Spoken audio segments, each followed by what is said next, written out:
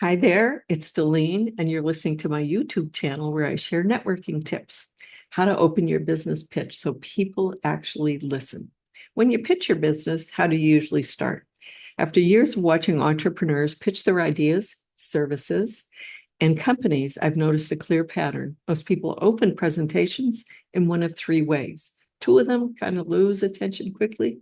The other one works amazingly well. Let's walk through three of the most common pitch openings and why one of them truly connects. Strategy one, context overload. This is the most common approach and most familiar. It usually starts with good intentions and a heck of a lot of information. It may sound something like, "Hi, my name is Dalene. I'm the founder and CEO of." We started in 2019 when I noticed a gap in the market. Here's what we do, who we serve, and our mission statement. By the end of this presentation, you'll learn how to, right? Now, there's nothing wrong with this information. Problem is timing.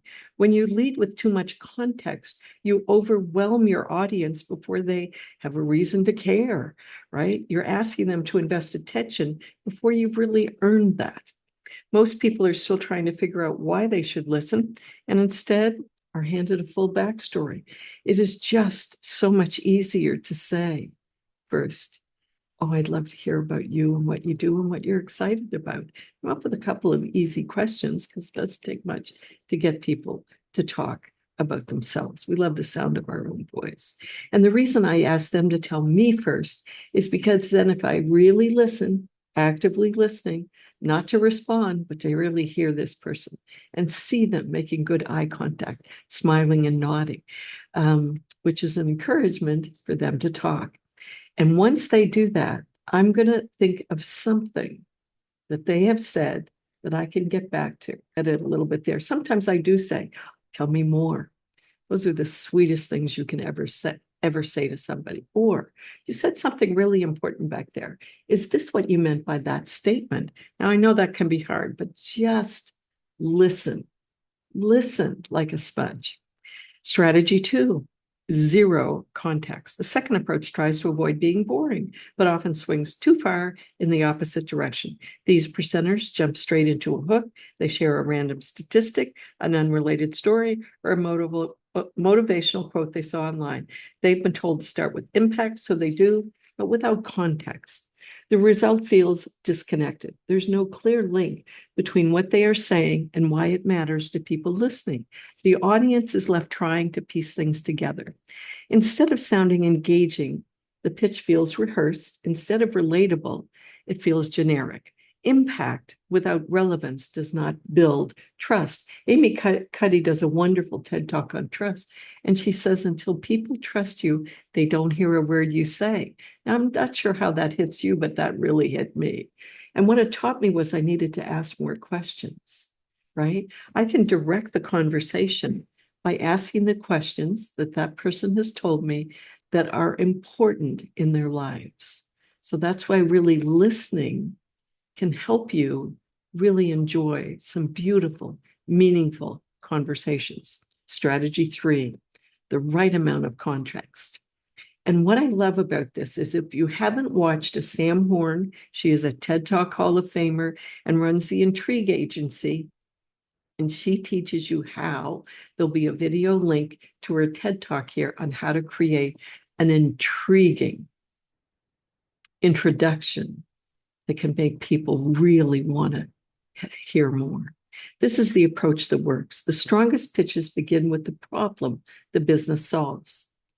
That is it. You start with something your audience recognizes immediately, a frustration that you have experienced, a challenge they're dealing with, a process that feels inefficient, confusing, or outdated. When you lead with a real problem, you position yourself differently. You are no longer talking about yourself. You are speaking directly into the world of the person listening. This shows empathy, it shows understanding, and it shows relevance. And those three things matter more than titles, credentials, or polished slides. At this point, your audience is not wondering who you are. They are thinking, "Yes, this is exactly what I deal with." Once they feel understood, they want to hear more. Now they are ready for your solution. Now they are open to your experience, your numbers, and your story. When you lead with the problem, you earn attention. When you lead with yourself, you ask for it. So here's a way of looking at that. So again, following Sam Horn's guidelines, I love this TED Talk video. I watch it about once a month. Would you, a friend, or a business associate need to network to grow their business, but the very thought of it gives them anxiety? Imagine if you could actually enjoy meeting new people in more ways than going to just a networking event, because really business is everywhere. So you know what? That's what I do. Why this matters beyond the pitch. The approach does not just apply to formal presentations. It applies to networking conversations, introductions, and even online profiles. People do not connect with titles. They connect with understanding. When you speak from the perspective of the problem, you create a bridge. You invite conversation. You make it easier for someone to say, that sounds like me. And this is where meaningful connections really begin. So I highly recommend that you follow Sam Horn. She produces a fantastic newsletter. So do I. But if you want to learn how to do a pitch, I can help you. But Sam Horn is amazing. Think about the best pitch opening you have heard. Chances are it started with something that made you feel seen. Now think about the worst one. It likely asked you to care before giving you a reason to. The difference is not confidence or charisma, it's relevance. How can I support you? Communicating clearly and confidently is a key part of building strong relationships in business. You know, we have so many systems for pretty much everything in our lives, but I find most people do not have a system on how to grow their network efficiently, effectively, with a plan of action that works on a daily basis. That means really you can build a network without ever leaving home, totally on Zoom, and it can be just as rewarding.